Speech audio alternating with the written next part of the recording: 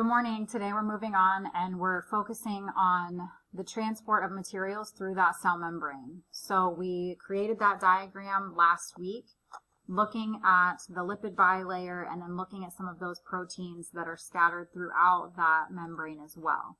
So moving ahead, we're focusing on the process called diffusion. So whenever we're talking about the movement of materials across a cell membrane, that refers to diffusion. And materials are going to move from high concentration to low concentration.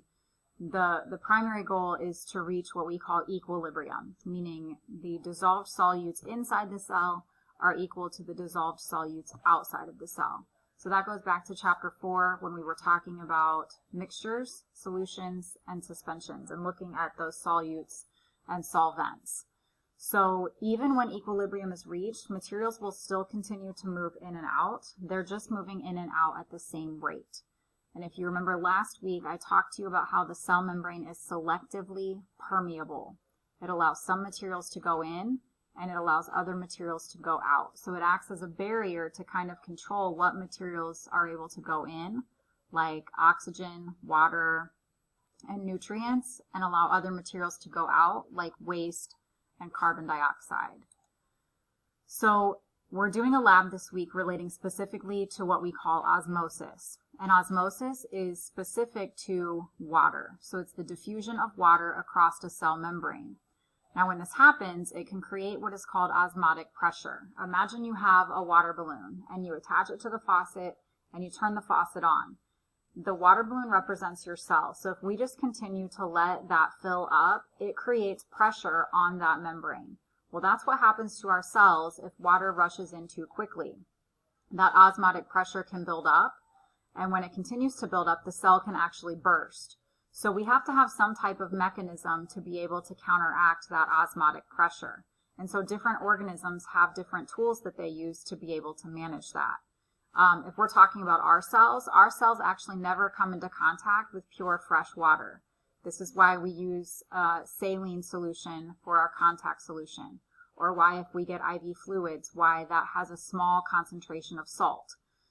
It helps to keep that equilibrium.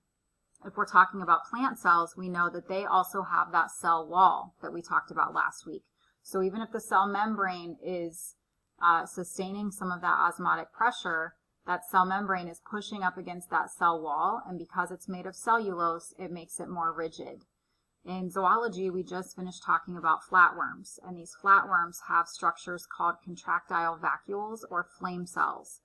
And so this is like a bucket brigade. Like if you were in a canoe and it was taking on water, you'd take a bucket and you'd try and toss out that excess water. That's what these flame cells or contractile vacuoles do. When they contract, they're helping to pump out the excess water from that organism. So we have 3 different solution types that we are focusing on in our lab. We have what's called a hypertonic solution. So this example is using red blood cells.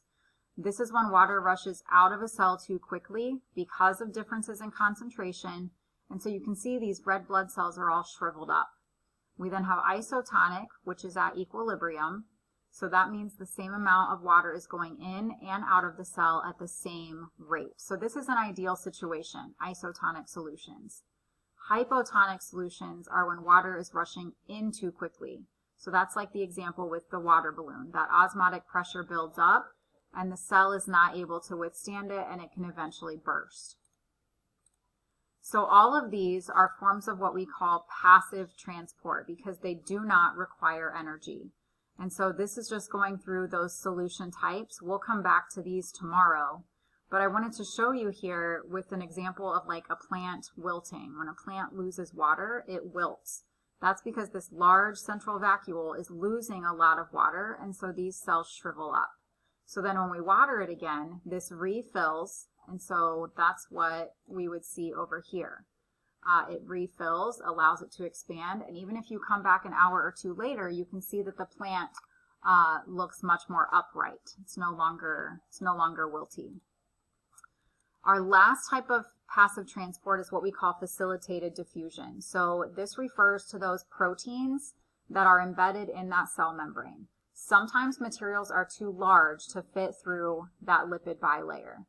And so these carrier proteins serve as a tunnel through that cell membrane. Think of your bubble lab. When we took that thread and we put it on the surface of that bubble and then we popped it, that thread, we were able to drop materials through that hole.